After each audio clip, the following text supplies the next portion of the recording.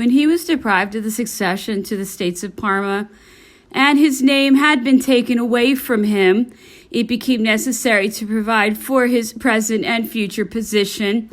By an edict issued in July 1818, he received the title of Duke of Reichstadt, which was the name of one of the estates in Bohemia which were to form his appanage.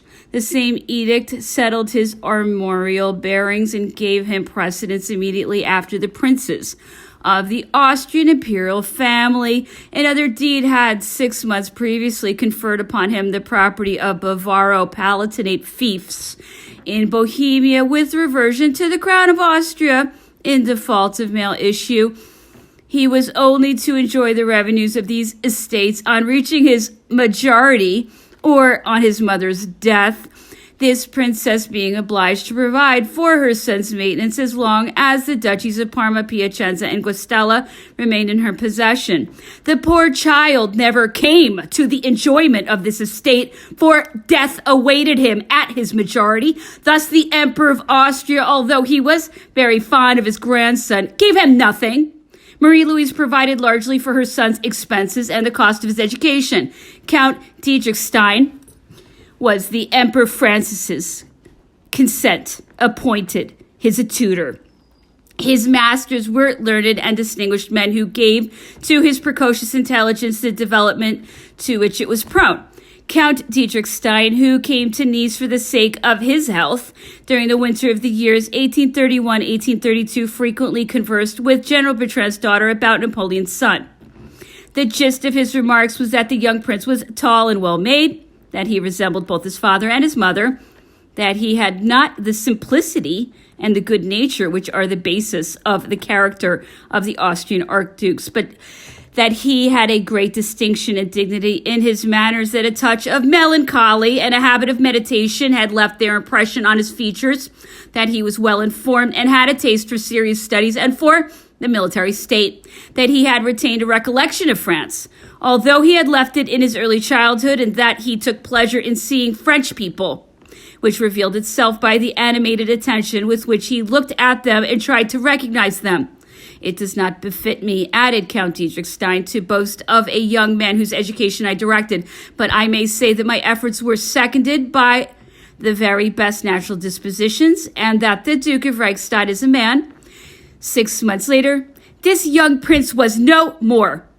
It was on May 6th at 10 o'clock in the evening that I took my last farewell of the Empress. She was much touched on this occasion. She was good enough to express her regret at my departure and said that she felt that in future all relations between her and France would cease, but that she would always remember this land of her adoption. She charged me to assure the Emperor of all the good wishes she wished him, and told me that she hoped he would understand the unhappiness of her position. She repeated that she would never consent to a divorce, that she flattered herself with the belief that he would agree to a friendly separation, that the separation had become inevitable, and that no change had occurred in the feelings of esteem and gratitude which she felt for him. She presented me with a snuff box ornamented with her cipher in diamonds as a souvenir, and left me to hide the emotion which was mastering her. I myself left her with a heavy heart and in a state of veritable affliction. I left on the morrow at 6 a.m. with my traveling companion. I met Baron de Vincent at Enns on his way to resume his functions as ambassador at Ghent with Louis XVIII. On the way from Vienna to Munich, I met with conveyances full of recruits, with the cavalry corps in march, together with artillery regiments and parks. The headquarters of Prince Hohenzollern, commanding the First Corps, were at Stockach. Prince Eugene was at Munich, which I passed through. He was there in so equivocal a situation that I avoided seeing him for fear of exposing him to some unpleasantness. He had, besides, warned me, begging me in secret not to visit him on account of the supervision to which I was subjected. The postmaster at Waldsee told me that Prince of Neuchâtel, Berthier, had passed the day before in company of his princess and an officer on his way to Bâle, but had returned a few hours later, having been forced to go back to Stockach, and that he had made his way to Bamberg, from whence he had come. I arrived at Bâle on May 11th at 6 a.m. I separated myself from my traveling companion there. I had nothing but praise for the way in which he had treated me during the journey. he had exercised a mission of protection over me, rather than of supervision. On the frontiers, at the forts, and in the various stations of the Allied troops through which we had passed, he had preserved me from the annoyances of visits to and appearances before the civil and military authorities. I found the people of Bâle much disturbed by the battery which had been constructed at Huning, which menaced the bridge and town of Bâle. I saw Monsieur Harel, extraordinary commissioner of police at Bourg-Libre, or St. Louis, and found him very distrustful of their feelings towards us. From that city to Paris, I met with an enthusiasm for the emperor and an ardor for the war, which I cannot describe, not only amongst the soldiers and the fresh recruits, but also amongst the majority of the people. At Belfort, I was called upon by the chief of the staff of General Lecourbe, who had his headquarters there. He came to us in Lecourbe's name to ask with great anxiety whether I brought the news of the speedy arrival of the Empress and her son, and if there was reason to hope that the war would not take place. I met the loyal Monsieur de Marmier, the Emperor's aide-de-camp, on my way. He had raised a free company at his own expense, and he asked me the same questions with the keenest interest. I was expected with impatience by the Emperor. I went anew to the Élysée, where he had established himself. I was introduced into his room immediately after my arrival, and I found Napoleon there seated on a settee, with his head leaning on his hand, wrapped in profound meditation. He rose to receive me and took my hand, which he grasped with great cordiality. Then, opening a glazed door, he preceded me into the garden, where he kept me till 6 p.m, overwhelming me with questions of every kind. He told me to return on the morrow at his levee. I arrived just as he had finished dressing and followed him again into the garden, where his questions recommenced. These conversations lasted several days. The levee usually took place at 9 o'clock, but it was often 11 o'clock before the emperor thought of leaving me to attend it. When I fancied that I had exhausted all the subjects which seemed to me likely to interest him or to satisfy his curiosity, he found means to extract fresh details from me by searching in the innermost recesses of my memory. I will not endeavor to transcribe these conversations in the form of a dialogue. They were an exchange of questions and answers of infinite variety and detail, and turned on the most of the things of which I have spoken higher up. Generally speaking, the subjects of the emperor's conversation on these occasions were serious and seemed to affect him painfully. He rarely dropped a grave way of speaking. One day, however, after having listened to certain particulars on the empress's domestic life, he asked me in a jesting tone whether one of her uncles had not paid her attentions. Napoleon spoke to me of his son with great tenderness and listened with marked emotions to the most insignificant particulars about this darling child.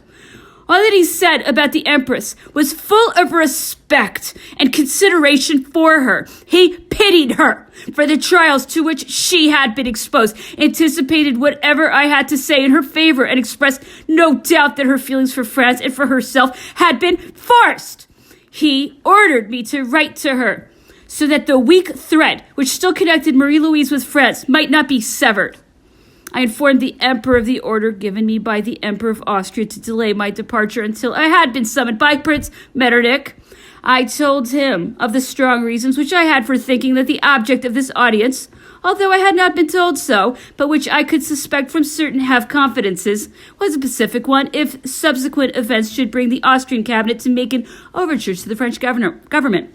I told the emperor that having waited for this audience for a month without its being brought about by any occurrence, and seeing precious time go by, I had feared lest it might be indefinitely postponed. The cabinet of Vienna, of its dispositions grew more favorable, could easily find an intermediary and charge him to carry its offers to Paris. I had therefore thought that my place was at the emperor's side, and that my return to France would be more profitable to his interests than a prolongation of my stay in Vienna, were it only to carry the news of this incident to his ears. Napoleon approved of my conduct. He considered that the delay which had occurred in the delivery of my passport had been occasioned by the confidential negotiations which had been established about that time in Bâle between Metternich and Fouché. It was one of Napoleon's secretaries who received these communications from Vienna instead of the emissary of Fouché, who wanted in this manner to act without the emperor's knowledge. Speaking of the princes who had been brought back by the Restoration, the most remarkable thing that the emperor told me was that in returning from the island of Elba, it was not Louis XVIII For this prince could not have kept himself on the throne of France for another 6 months, whom he had dethroned, but the Duke of Orleans. That he was sorry for this because this prince was the only Frenchman in his family, the most capable, and so on and so on. Napoleon was touched by the patriotic sentiments which had been displayed by the Duke of Orleans 2 months earlier when he had gone to take command of the Army of the North, placed under the orders of Marshal Mortier, with the letter which he had written to this marshal on returning into retirement, but above all, with the words which had been reported to him by Captain Athelin, one of his aides-de-camp, whom the Duke of Orleans had authorized to resume his post as orderly officer to the emperor. This prince had told him that a new invasion of France by foreign troops must be prevented above all, esteeming him happy to find once more the colors which he himself had only left with regret. The emperor judged the policy of the sovereigns and a great abnegation of his own interest. He considered it violent, but such as he was bound to expect, that it might have been more generous, for he had given them the example that the princes given over to the inspirations of the ministers were naturally led to make a bad use of prosperity. He told me that all that was happening could not in consequence surprise him, and that it was in the nature of things that in making his attempt he had understood that he could appeal only to the courage and patriotism of the nation and to his sword. And for the rest, he added with a melancholy smile, God is great and merciful. All his words were stamped with a calm sadness and a resignation which produced a great impression upon me. I no longer found him animated with that certainty of success which had formerly rendered him confident and invincible. It seemed as if his faith in his fortune, which had induced him to attempt the very hardy enterprise of his return from the island of Elba, and which had supported him during his miraculous march throughout France, had abandoned him on his entry into Paris. He felt that he was no longer seconded with the ardent and devoted zeal to which he was accustomed, and that, hampered as he was with the shackles which he had allowed to be placed upon him, he was no longer as free as formerly. The emperor, after his first curiosity had been satisfied, prompted by his natural kindness, could not fail to attend to my personal affairs. He was the first to speak to me of the kind of occupation which would suit me best, and encouraged me to express my wishes on this head to him. One of the Napoleon's ministers, remembering the example of Monsieur Augier, Secretary of Commands to Marie Antoinette, who had been at the same time treasurer of the city of Paris, thought that this latter function, the holder of which had provoked the animadversion of the government by his exaggerated royalist fervor, should become the appanage of the secretary to the commands of the empress. This lucrative post was occupied at that time by the son-in-law of Count de Ségur, Grand Master of Ceremonies, and as this circumstance prevented me from desiring it, I did not entertain the proposal. In the course of one of his audiences, the emperor told me this arrangement had been mentioned to him, but that he did not think that a financial post would suit me, and that he intended to entrust me with the postmaster general's place as soon as he found some other employment for Monsieur de Lavalette. He added that the general guardianship of the state archives would be the post in the administration in which my services would be most useful to him, that I could occupy it temporarily, and that he would add the title of Counselor of State to this post. On his departure for the army, he charged King Joseph to have a report and the draft of a decree with this purpose in view prepared. The events of the campaign of 1815 and the catastrophe which terminated them prevented any realization of Napoleon's kindly intentions concerning me.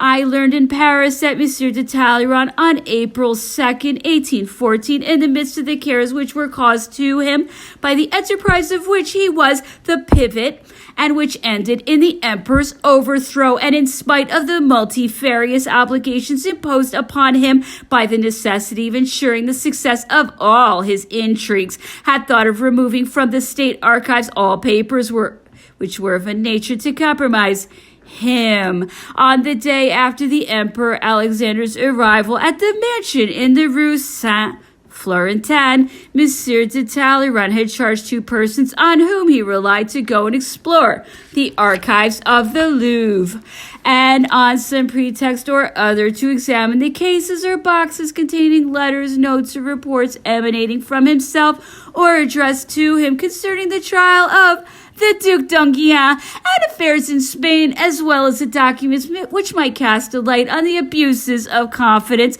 or money questions in which he might find himself implicated. As soon as the report concerning these investigations had been handed to him, Monsieur de Talleyrand, who had become head of a provisional government, made use of his power to appoint a Monsieur de Villers as chief to the imperial archivists. This temporary conservator naturally withdrew from the archives all the papers which were mentioned to him by the exalted person whose creature he was. When the former Minister of Exterior Relations under the Empire saw himself in possession of these documents, he burned them so as to destroy the proofs which sooner or later might have been used against him. As soon as Monsieur de Villers had accomplished his mission, his provisional function ceased.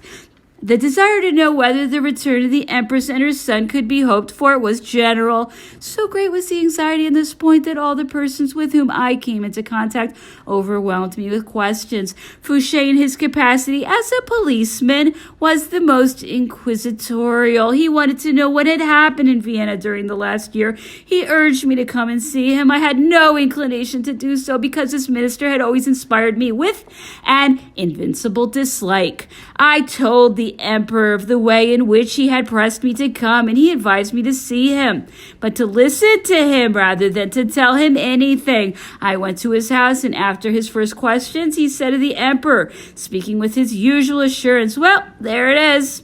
It was not he who was wanted, but he can't be removed as you remove a pawn from the chessboard. We will see what we can do to keep him." These are the exact words which he used. I reported them to the Emperor, who knew no doubt what to expect from him, for he contented himself with shrugging his shoulders in sign of his contempt. Fouché's hearty words agreed with what he had been told on my return to Paris of his mysterious understanding with Prince Metternich.